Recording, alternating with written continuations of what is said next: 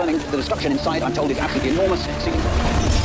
As Carnival Cruise Lines opens up its brand spanking new $500 million development, Celebration Key, I have discovered that Carnival Cruise Lines' Christine Duffy has a lot in common with good old Queen Elizabeth. Carnival Cruise Lines has spent several years developing a massive resort in Grand Bahamas Island called Celebration Key, which will eventually grow to host 4 Carnival ships of various brands simultaneously. This is the company's answer to the very successful and highly profitable Coco Key run by Royal Caribbean. Were I to spend $500 million to open such a resort, I would want all eyes, ears, and cheering focused on that resort and that resort alone. Here's where Queen Elizabeth comes in.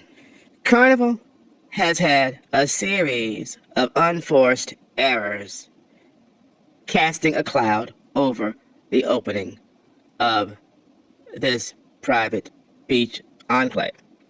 The biggest of note is an ill-timed announcement of a devaluation of its loyalty program, leaving some of its longest and biggest fans feeling betrayed after years of spending money to rise through the loyalty tiers in their climb to become diamond members and get those perks. The program has moved from a loyalty endeavor into the more you spend, the more you get endeavor. And that has ruffled some feathers. It is no secret that a significant portion of the most loyal Carnival client base is African American. And now social media is abuzz with Carnivals pulling a substantial amount of hip-hop music from its playlist. One assumes that Carnival has pulled this genre down from its playlist because of a sentiment that it animates young people. And one guesses when it's combined with alcohol, Carnival's management thinks it sparks some of the fights we have seen on social media. And if that's the case, Carnival has done a piss poor job in communicating the change to not only its loyal guests, but also to many of its crew who advocate for its loyal guests. We've seen social media commentators across the board, across all ethnicities, who say they liked the fun ships being fun, not stodgy.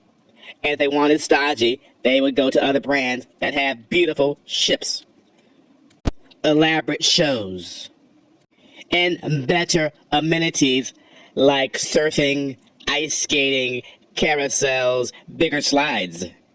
Many people by now know of the popular line dance, Boots on the Ground. Very popular.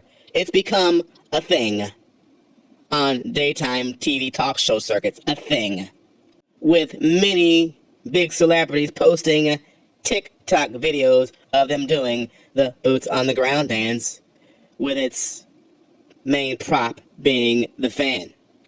This dance is particularly popular, again, with African American women who spend a chunk of money on Carnival Cruise Lines. Carnival has now forbidden the bringing of fans into their nightclubs. Not only that, but they did it by putting a notation in a memo and not really telling their brand ambassador what types of fans were banned. So people were confused. Are you talking about the fans that you wave to cool yourself, or the little portable mini battery operated fans? But indeed, they were banning the Boots on the Ground fans specifically. And many took that as a slight, especially since the dance is highly popular and seemingly pretty innocent. It's just a line dance. A fun line dance for those who can catch the steps on the fun ships. Many Carnival fans know its brand ambassador, John Heald, who every day communicates with thousands upon thousands of Carnival cruisers. Heald has been challenged in his Facebook group by lots of Carnival fans about the change in the playlist, and one wonders who does the marketing and communications for Carnival Cruise Lines. It is weak. Heald had no talking points. He was not prepared for the question. And just like the changes in the loyalty program, apparently, Carnival was not prepared for the backlash. And this all comes as they are opening a $500 million investment. Their messaging stinks. And the icing on the Carnival cake is a release of a very unflattering Netflix documentary that is being talked about nonstop. So you may now ask, what does Carnival President Christine Duffy have in common with the late, great Queen Elizabeth? Now, as far as Queen Elizabeth goes, in 1992, she faced a series of challenges. And certainly, rich people's challenges are different from everybody else's, but she faced a series of challenges. Her big house, Windsor Castle, burned down, nearly to the ground. Princess Diana wrote a tell-all book, Diana, her true story, basically saying that she was a witch, and made Diana's life miserable, along with her son. Her second son, Prince Andrew, got a divorce from Sarah Ferguson, who was also having an affair, and a bunch of other stuff. But unlike Carnival President Christine Duffy, most of these things were not her doing, nor really within her control, whereas in the case of Carnival and Christine Duffy, we are seeing a series of unforced errors as they open a $500 million development. And certainly people will show up at Celebration Key merely out of curiosity to see how it compares to Royal Caribbean's Coco Cay. And Carnival will continue selling lots and lots of cabins. But, to quote Queen Elizabeth, and this also applies to Christine Duffy at Carnival, this has been an annus horribilis. Annus horribilis. It has been a horrible year. The grand opening will certainly add some light, fun, and sunshine, but Carnival needs to get its messaging, its marketing, and itself together. It is pissing off its loyal base. And if it thinks pissing off its loyal base is going to draw folks over from Royal or from MSC, get a clue. Most of their customers don't like you now, and they're not going to like you by banning fans, banning hip-hop, devaluing your loyalty plan, and we're not even going to talk about the fact that you're not letting people use your drink package at your private beach, while Royal Caribbean does. We cruise the top most popular brands. We are top tier Pinnacle on Royal Caribbean. We are top tier Diamond on Carnival.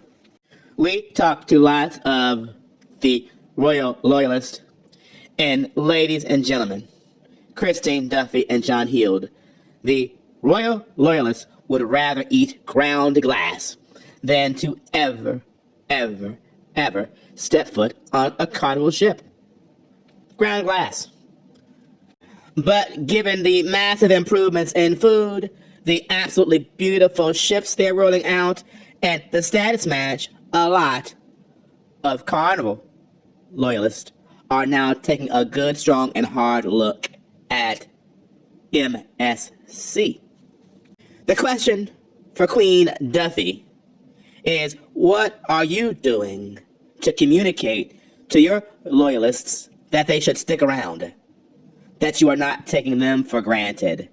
That you realize there are very, very strong competitors who all pretty much compete nearly in the same price point, give or take a few dollars here or there outside the big new Royal mega ships. And some are getting status matches, giving away better perks out the gate to your fans. What is your communications team, weak though they are, weak though they are, doing to give your loyal fans the warm and fuzzies to stick around and keep spending their hard-earned money with the fun ships, or the formerly fun ships. The people in the C-suites in Miami corporate need to go talk to the interns. Carnival management is clearly losing touch with its base clients. They are in their own echo chamber, and while Celebration Key will indeed be a bright light, with all these missteps, this is an annus horribilis. Travel, yes, travel, yes, we see.